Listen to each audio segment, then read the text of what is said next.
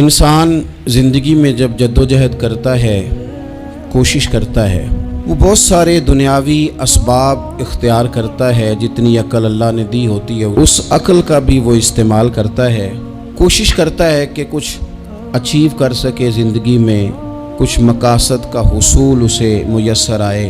अज़ीज़ भाइयों, एक बात अपने जहन में अच्छी तरह बिठा लें और लिख लें कि ज़िंदगी में जो किसी बंदे को कामयाबी हासिल होती है वो रब ताला की मदद से हासिल होती है। अगर रब ताला मददगार हो तो फिर कोई चीज़ भी रास्ते में रुकावट नहीं बनती, और अगर मालिक करीम को मंजूर ना हो तो इंसान बेहतरीन सियासतदान हो, अच्छा एडमिनिस्ट्रेटर हो, उसका ज़हन बड़ी वुसअत रखता हो, बड़ी अच्छी प्लानिंग करना जानता हो, सारा कुछ हो, तो बंदा नाकाम हो जाता है। मुसलमानों को जितनी कामयाबियाँ मिली उनका पस मंज़र सिर्फ इतना था कि अल्लाह तबारक व तआला ने अपने बंदों की मदद फरमाई। और अब ताला ने कुरान मजीद में इस हकीकत का बयान किया, फरमाया बलिल्लाहु मौलाकुम, फरमाया बल्कि अल्लाह तुम्हारा मौला है, वहुव खैरुन नासिरीन, और वो बेहतरीन मददगार है। वो जो रब तुम्हारा मौला है वो बेहतरीन मददगार है। और अगर वो मदद करे तुम्हारी, सूरह आले इमरान में आगे जाके इरशाद फरमाया अगर अल्लाह मदद करे तो फिर तुम पर कोई गालिब नहीं आ सकता, और अगर वो तुम्हारी मदद छोड़ दे तो फिर कोई तुम्हारी मदद कर सकता, कोई मदद नहीं कर सकता। बदर की जंग भी और फतेह मक्का भी रमज़ान मुबारक में हुआ है। मैं दोनों पर गौर कर रहा था तो एक नया मजमून मेरे जहन में आने लगा। बदर की जो जंग है उसमें भी एक अजीब इनकलाब आया है कि 313 ने 1000 से मुकाबला किया, और जिन 1000 से मुकाबला किया वो असलहे से लैस थे, और ये जो 313 हैं इनके पास 6 ज़िरहें, 8 तलवारें, चंद घोड़े। लेकिन अल्लाह ने कामयाबी दी तो खुद रब ने बयान किया किस तरह दी। फरमाया वलक़द नसरकुमुल्लाहु बिबदरिन व अंतुम अज़िल्ला। वो कामयाबी इस तरह मिली है कि रब ने तुम्हारी मदद की थी, तुम तो कमज़ोर थे, अल्लाह ने बदर में तुम्हारी मदद की, तुम जीत गए। वलक़द नसरकुमुल्लाहु बिबदरिन व अंतुम अज़िल्ला, अल्लाह ने बदर में तुम्हारी मदद की, तुम तो कमज़ोर थे। फिर फतेह मक्का नसीब हुई तो उसमें भी बेहतरीन मनसूबाबंदी नबी पाक अलैहिस्सलाम ने फरमाई, बेहतरीन हिकमत अमली हुजूर ने अपनाई। लेकिन हमें जो अल्लाह रसूल ने बात समझाई वो क्या है, इज़ा जा नस्रुल्लाह वल फतह, फरमाया जब अल्लाह की मदद आई और फतह नसीब हो गई। ये अल्लाह ने मदद फरमाई तुम्हारी, यहाँ भी फतेह मक्का भी अल्लाह की मदद से, जंगे बदर भी अल्लाह की मदद से। वो जो मदद है अल्लाह ताला की, जब वो हम ये करते हैं कि हम अपनी सारी ज़िंदगी सियासत की नज़र कर दें। हमारी सियासत सिर्फ मुल्क में नहीं होती, हमारी सियासत ख़ानदान में भी होती है। हम घर के अंदर भी सियासत करते हैं, हम किसी ख़ास तरीके से लोगों को अपने पीछे चलाना चाहते हैं, हम एक ख़ास उसलूब इख्तियार करते हैं कि लोग हमारे पीछे चलें। उसका नुकसान हमें ये होता है कि सियासत जो होती है ये शतरंज के हेर फेर की तरह होती है, तो इसके राज बड़ी जल्दी खुलने लग जाते हैं। पता चल जाता है कि बंदा मुखलिस नहीं था, सियासत कर रहा था, तरीके सलीके से इसने जोड़ के रखा हुआ था। हम हर जगह सियासत के बलबूते पर चीज़ों को लेकर चलना चाहते हैं, सियासतें नाकाम हो जाती हैं, सियाने सियाने लोग फेल हो जाते हैं। बचता सिर्फ वही है जिसके पीछे रब ताला की मदद शामिल हाल होती है। अपनी ज़िंदगी के अंदर हम जो कुछ भी कर रहे हैं, जिस शोबे से भी हमारा ताल्लुक़ है, आज हमने इस बात पे गौर करना है कि पहले तो ये गौर कर लें कि जो काम हम कर रहे हैं क्या वो काम ऐसा है कि उसमें अल्लाह की मदद हमें मिलेगी। अगर आप कोई माज़अल्लाह नाजायज़ काम कर रहे हैं, फेले हराम का इर्तिकाब कर रहे हैं, तो उसमें तो मदद इलाही आएगी नहीं। पहले तो ये देखें जो कर रहे हैं वो काम मदद इलाही वाला है, और अगर अल्लाह ताला की मदद वाला वो काम है फिर उस पर गौर करें कि क्या हमने मालिक से मदद का सवाल किया है, हमें मदद मुयस्सर आ रही है। वो मैंने बुज़ुर्गों से एक बात सुनी थी, वो बड़ी याद रह गई। वो फरमाया करते थे काबिलियत भी बड़ी चीज़ है लेकिन कबूलियत सबसे बड़ी चीज़ है। काबिल होना भी बड़ी बात है लेकिन ज़्यादा बड़ी बात यह है कि उसकी बारगाह में कबूल भी है कि नहीं। अपनी ज़िंदगी में अल्लाह की मदद की तरफ बढ़ें, مالک کی مدد کا حصول اختیار کرنے کی کوشش کریں، اللہ کے ساتھ اپنے آپ کو جوڑیں۔ اگر اللہ کی مدد نصیب ہو، یہ جو ہم جتنا ڈرتے رہتے ہیں، سہمے رہتے ہیں، پریشان رہتے ہیں کوئی کیا کر دے گا، ہمارے ہاں نا ہر شعبے میں معاذ اللہ ایک مافیا ہے، الا ماشاء اللہ۔ وہ مافیا کہتا ہے میرے ساتھ ملو گے تو میں چلنے دوں گا، ورنہ میں نہیں چلنے دوں گا، مارکیٹ میں آ ہی نہیں سکتا فلانا بندہ، چونکہ یہاں ہمارا قبضہ ہے۔ اور میرے بھائی پھر بہت سارے لوگ جن کی نیتیں اور ارادے بڑے اچھے ہوتے ہیں شروع میں، وہ بھی اس مافیا کا شکار ہو جاتے ہیں اور ان کے رنگ میں رنگ جاتے ہیں۔ یاد رکھنا، کسی شخص کی بلیک میلنگ کا کبھی شکار نہ ہونا، کبھی کسی کی میٹھی اور مسجع مکفہ باتوں کا شکار نہ ہونا۔ کوئی کیا کر سکتا ہے اگر اللہ مددگار ہو تو؟ جس کو رب کریم اٹھانا چاہے اسے کوئی گرا سکتا ہے؟ ہم یہ ڈرے ڈرے سہمے پریشان فیصلہ کرنے کی طاقت نہیں، مجھے چلنا چاہیے کہ نہیں، اٹھنا چاہیے کہ نہیں، کرنا چاہیے، اٹھ باندھ کمر کیوں ڈرتا ہے؟ پھر دیکھ خدا کیا کرتا ہے۔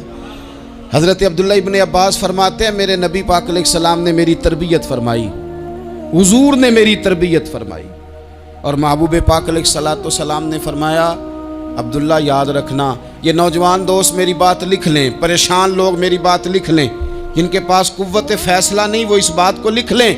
حضرت عبداللہ ابن عباس فرماتے ہیں میرے نبی پاک علیہ السلام نے مجھ سے فرمایا تھا عبداللہ سن، اگر ساری دنیا مل کے تیرا کوئی نفع کرنا چاہے کر نہیں سکتی جب تک میرے رب کی رضا نہ ہو، اور فرمایا ساری دنیا مل کے تیرا کچھ بگاڑنا چاہے تو عبداللہ بگاڑ نہیں سکتی جب تک رب کریم کی حکمت کا تقاضا نہ ہو۔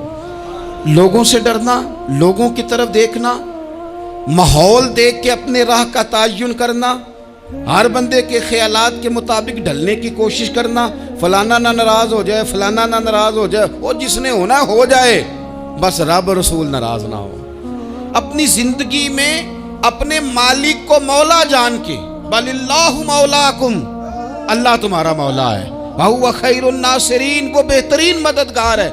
توجہ جب بھی کریں رب کی جانب کریں، اپنے دل کا قبلہ درست رکھیں، سوچوں کے زاویے سیدھے رکھیں۔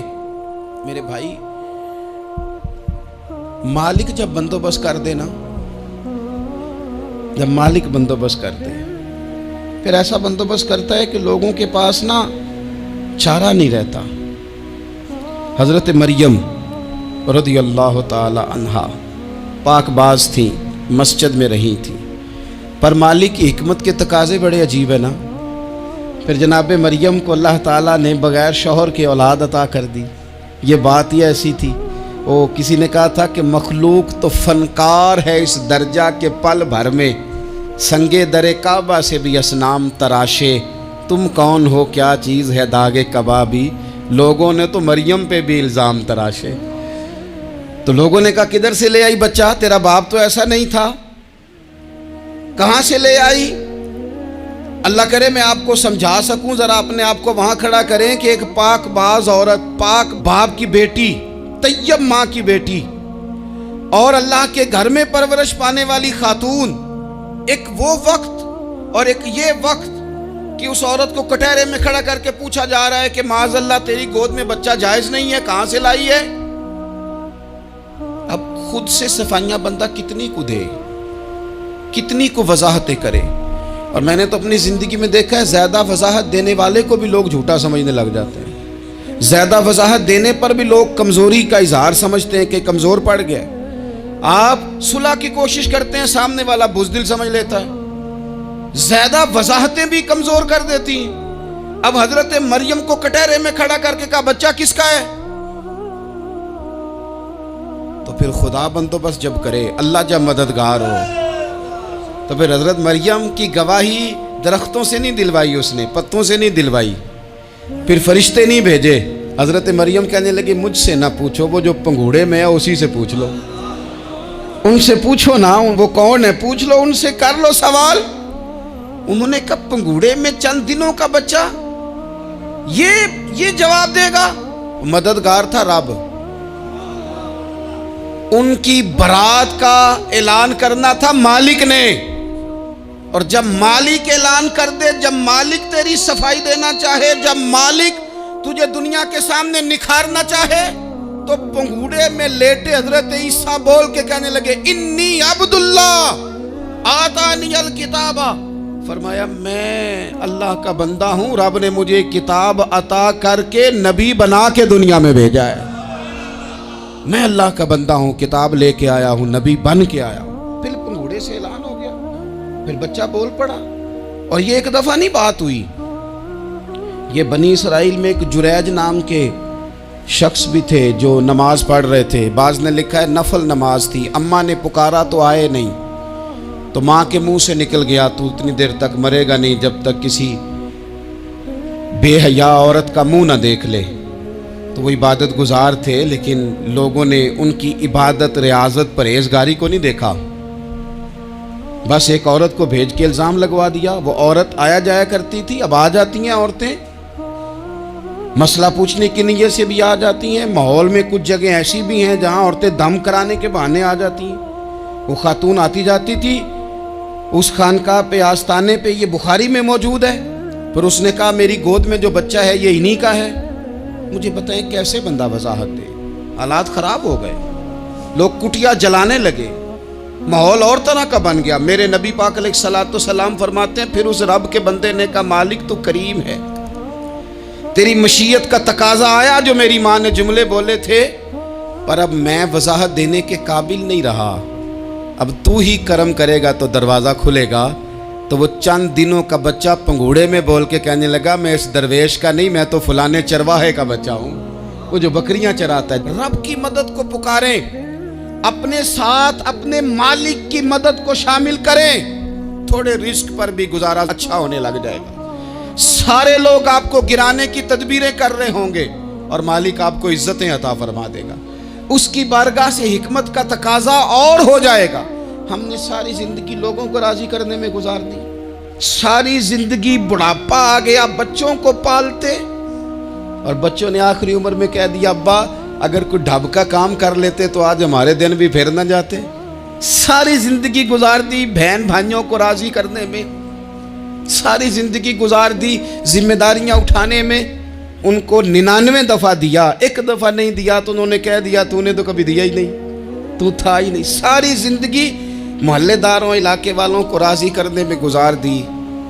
और मैंने ऐसे लोग भी देखे दीन के लिए वक्त गुजारा, लेकिन जब बुढ़ापे में दांत काम न करते थे तो वक्त के मुफ्तियों को भी मस्जिदों की कमेटियों ने कह दिया अब आपकी समझ नहीं आती, हमने खतीब को यौर रखना है, न देखो दुनिया की तरफ, दुनिया रुला देती है, न राज़ी करो बंदों को, बंदे थका देते हैं, न पीछे भागो हर वक्त दुनियादारों के, ये इंसान को कमज़ोर कर देते हैं।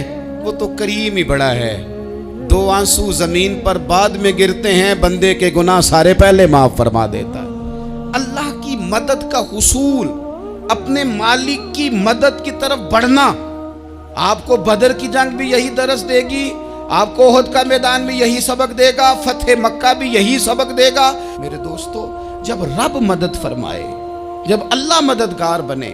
दोस्तों से एक बात अक्सर करता हूँ, मैं कहता हूँ कि जितने दर्द से आप अमीर को अपनी कहानी सुनाते हैं ना, और जिस तरह आपके आंसू बात करने से पहले गिर जाते हैं कि गरीब हैं, बच्चियां हैं, कारोबार नहीं, ओ मेरे संगियो, इससे आधे आंसू अपने रब की बारगाह में बखेरो, उसके हुजूर अर्ज गुजार हो जाओ, उससे तलब करो।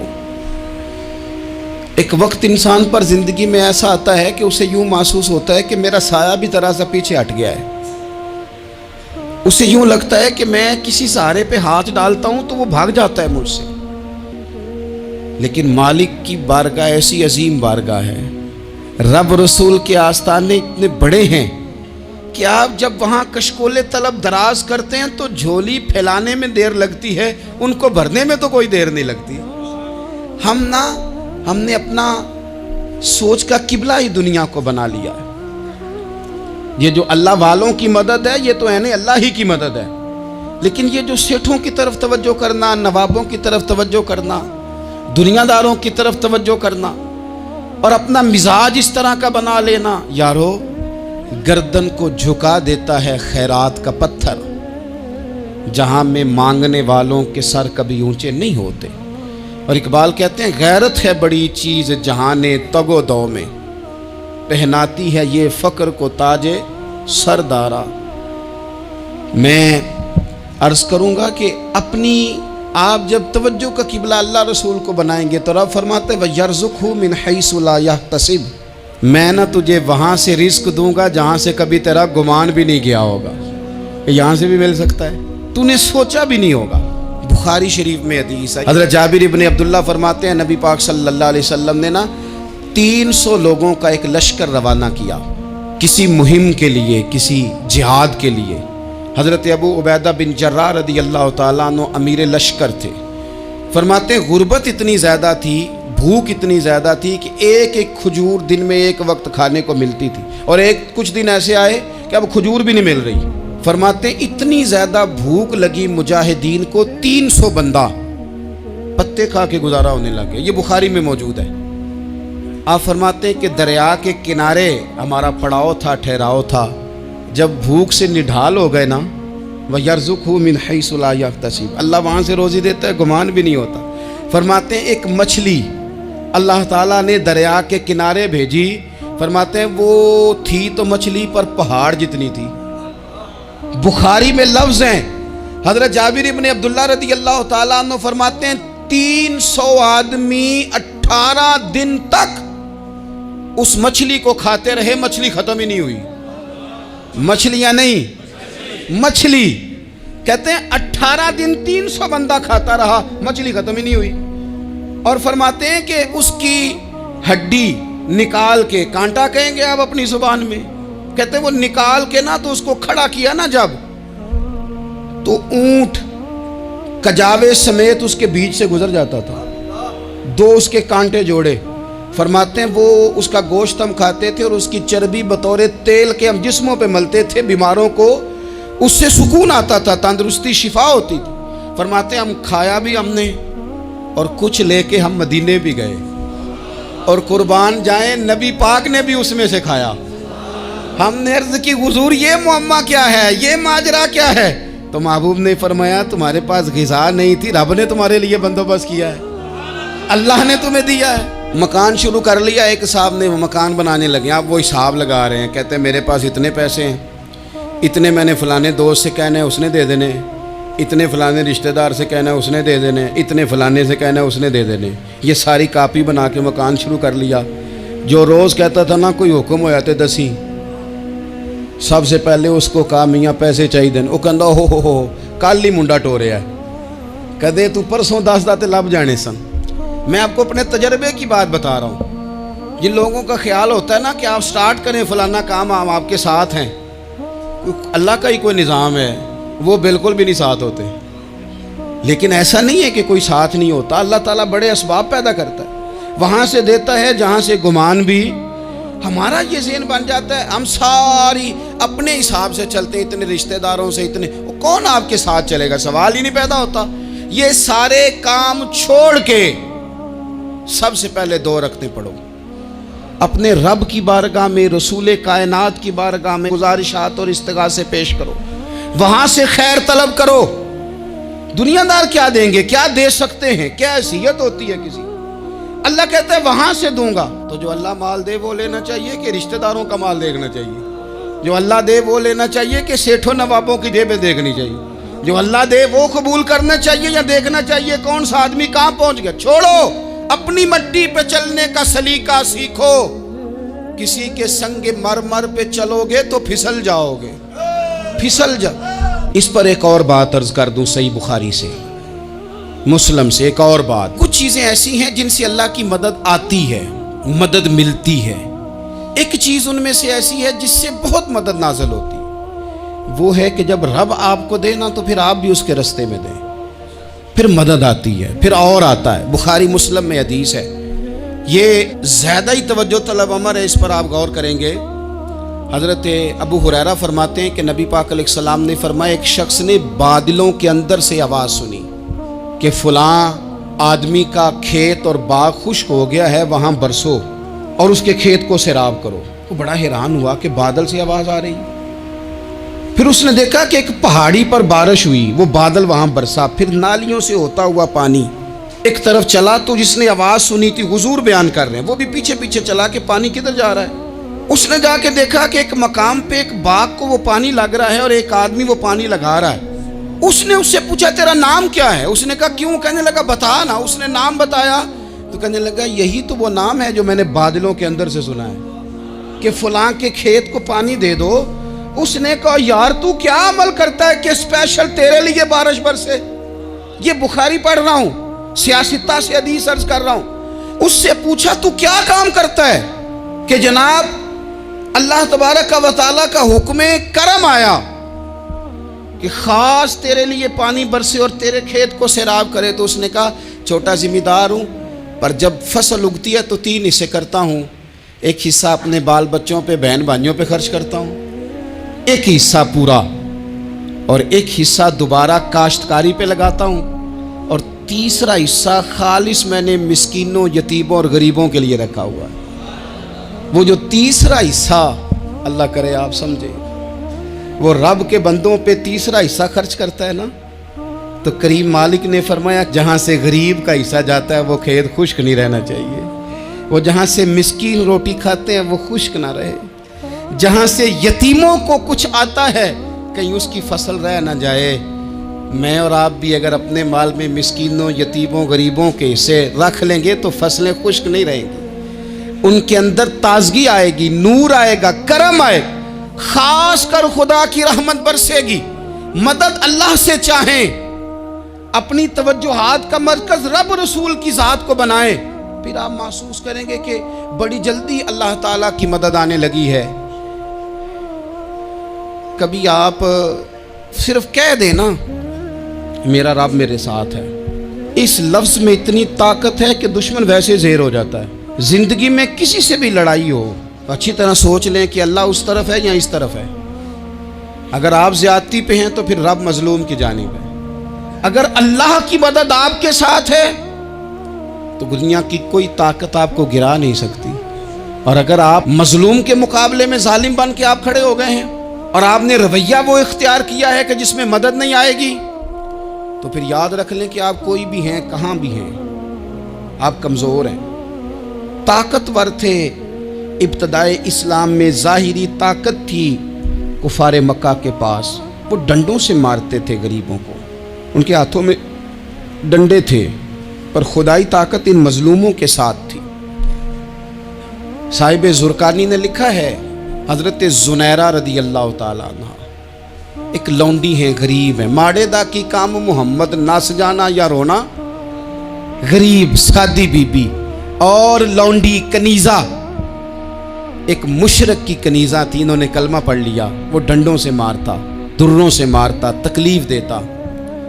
حضرت زنیرہ رضی اللہ تعالیٰ عنہ کو اتنا مارا، اتنا مارا۔ اب آپ ایک اور پہلو پر بھی غور کریں، مار بھی پڑ رہی ہے پر خدا ادھر ہی ہے، اللہ کی مدد ادھر ہی ہے۔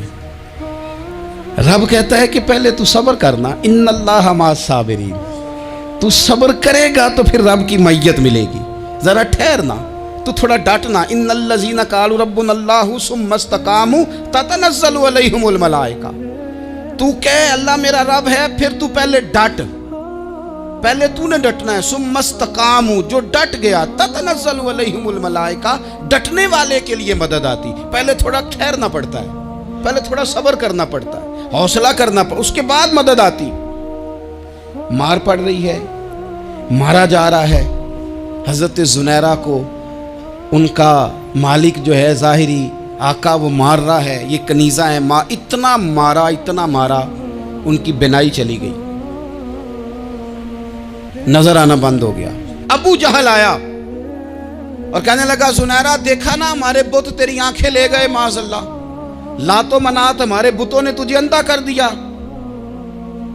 اب ایسا نہیں ہے کہ بی بی روتی جا رہی ہے، روتی جا رہی ہے، مایوسی مایوسی، معاذ اللہ، پریشانی، غریبی بڑی ہے، پوچھنے والا کوئی نہیں، یہ باتیں نہیں۔ کیا جملے ہیں خاتون کے، کیا لفظ ہیں۔ ابو جہل نے تنزیہ کہا، معاذ اللہ، کہنے لگا دیکھا نا ہمارے بتوں نے تجھے اندھا کر دیا۔ تو جناب زنیرہ آنکھوں کی بینائی گئی ہے، رات کو گئی ہے، دکھ ابھی تازہ ہے، لیکن اللہ پہ جو توکل ہے، اپنے مالک سے جو رشتہ ہے، وہ اتنا مضبوط ہے، اتنا طاقتور ہے، اس میں اتنی گہرائی ہے کہ حضرت زنیرہ بول کے نا اتنی قوت سے بولی، اتنی طاقت سے بولی کہ پورے کفر پر لرزہ طاری ہو گیا۔ فرمانے لگی تمہارے بتوں کی کیا اوقات ہے کہ میری بینائی لے جائیں؟ یہ میری رب کی حکمت کا تقاضا ہے۔ جب تک اس نے چاہا زنیرہ دیکھتی رہی، اور جب اس نے چاہا زنیرہ کی آنکھوں کی بینائی چلی گئی، اور اگر وہ چاہے گا نا تو بینائی واپس بھی کر دے گا۔ اگر ہو ذوق یقین پیدا تو کٹ جاتی ہیں زنجیریں، اگر وہ چاہے گا تو بینائی آ بھی جائے گی۔ حضرت زنیرہ نے رات کو یہ لفظ کہے، ابو جہل اور سارے کفار ڈر کے سن کے چلے گئے۔ آپ اطمینان سے آ کے بستر پہ سوئی، جب سویرے اٹھی تو اللہ نے آنکھوں کی روشنی واپس کر دی تھی۔ آنکھوں کی اب چھڑی پکڑی ہے، بازاروں میں گھومتی ہے، کہتی ہیں بلاؤ کدھر ہے تمہارے نعت و منات، دیکھو میرے رب نے روشنی واپس کر دی۔ آ کر میرے ساتھ ادھر آ، ستمگر ہنر آزمائیں، تو تیر آزما ہم جگر آزمائیں۔ بیمار لوگوں یاد رکھو، کہہ دیا ڈاکٹر نے کہ تو بڑا بیمار ہے، تو بڑا کمزور ہے، یہ ہو گیا وہ ہو گیا، تو ڈاکٹر اپنے علم کے مطابق بات کر رہا ہے، ہوگا تو وہ جو میرا رب چاہے گا۔ کمزور ہو جانا، پریشان ہو جانا، تکلیف میں آ جانا، پتہ نہیں بات ہو گئی ہے تو جانے کیا ہو جائے گا۔ اپنی زندگی کے اندر اپنے رب سے رشتہ مضبوط کریں، رسول کائنات سے رشتہ مضبوط کریں، اللہ والوں سے رشتہ مضبوط کریں۔ حضرت زنیرہ نے پیغام دیا کہ زندگی میں جو جینا چاہتے ہیں تو وہ رب کا نام لے کے جی سکتے ہیں، جو اپنی زندگی میں خوشیاں دیکھنا چاہتے ہیں تو رسول اللہ کے نام پر خوشیاں دیکھی جا سکتی ہیں۔ توکل کی بنیاد پر بندہ خوشیاں لے سکتا ہے، اور اگر انسان میں توکل نہیں ہے تو پھر وہ اس کالے جادو سے بھی ڈر رہا ہے، وہ نیلے سے بھی ڈر رہا ہے، وہ پیلے سے بھی ڈر رہا ہے، وہ فلانے سے بھی ڈر رہا ہے، وہ میرے خلاف فلانا رشتہ دار سازش کر رہا ہے تو ڈر رہا ہے، فلانا میرے بارے میں یہ کر رہا ہے تو ڈر رہا ہے، وہ پتہ نہیں دنیا ادھر ہو جائے گی تو کیا ہو جائے گا، اٹھ باندھ کمر کیوں ڈرتا ہے، پھر دیکھ خدا کیا کرتا ہے۔ تو اس ساری گفتگو کا نچوڑ آپ کو یہ عرض کیا ہے، سب سے پہلے تو یہ کہ میدانوں میں مدد بھی اللہ کی، رزق میں مدد بھی اللہ کی، فصلیں خشک ہوں تو مدد پھر بھی اللہ کرے، تو پھر ساری مدد، اور اگر انسان بیمار ہو تو پھر بھی مدد اللہ کی۔ تو اپنے اللہ کی جانب توجہ کو بڑھائیں، آپ اللہ سے مدد کے سوالی بنیں۔ ترمذی کی ایک حدیث ہے، میں آپ کو زندگی کا تجربہ بتاتا ہوں کہ جب میں بڑا پریشان ہوتا ہوں تو یہ والی روایت کھول لیتا ہوں، مزہ دیتی ہے۔